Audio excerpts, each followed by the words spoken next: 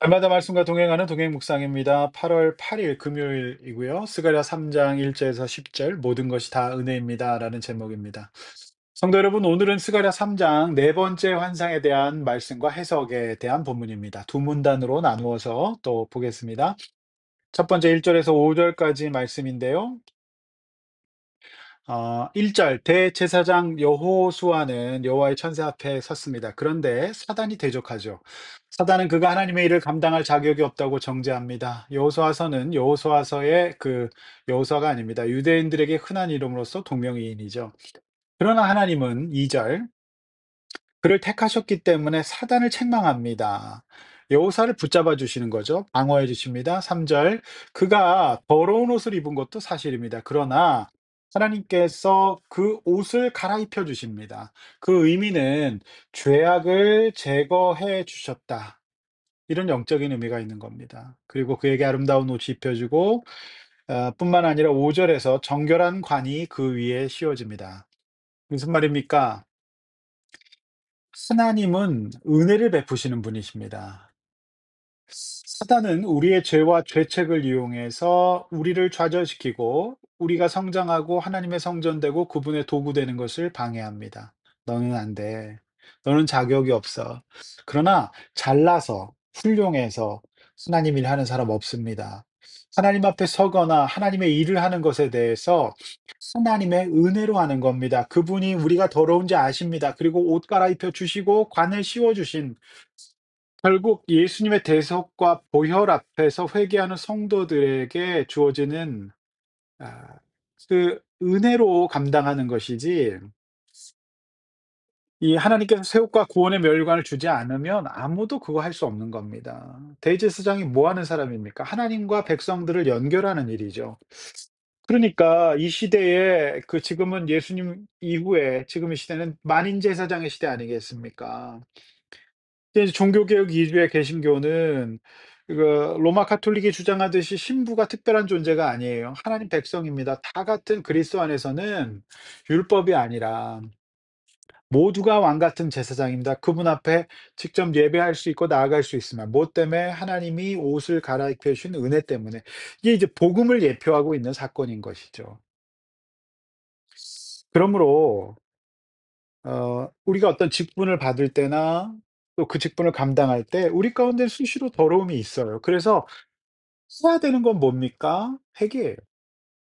그리고 하나님 앞에서 그 은혜로 한다라고 하는 겸손함이 있어야 됩니다. 내가 이렇게 잘나고 내가 훌륭하고 믿음이 좋아서 일을 한다는 생각 가지면 안 됩니다. 그건 기독교 아닙니다.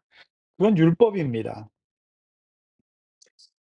성도 여러분, 세상과 율법에는 처벌만 존재하죠. 사실상 갱생이란 개념이 어렵습니다.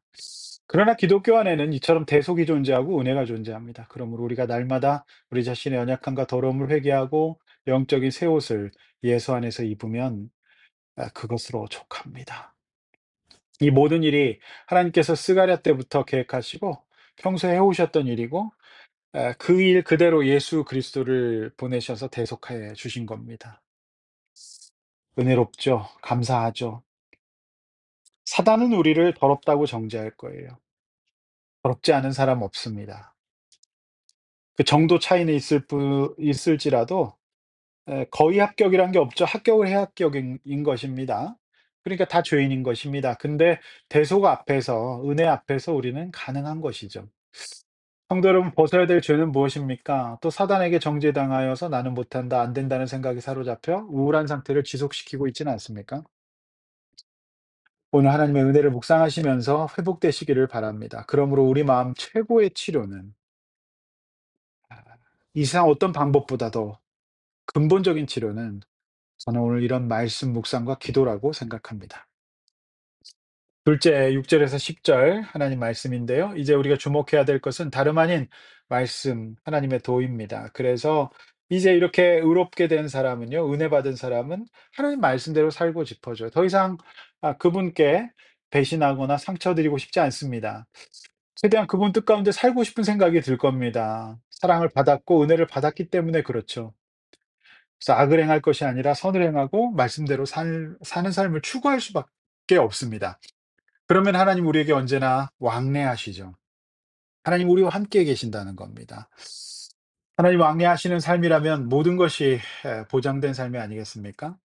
그래서 하나님께서는 수시로 올라오는 우리의 죄와 연약함을 끝까지 포기하지 않고 말씀대로 살려고 하는 사람 가운데 함께 하실 것입니다. 이것이 바로 9절 말씀이죠.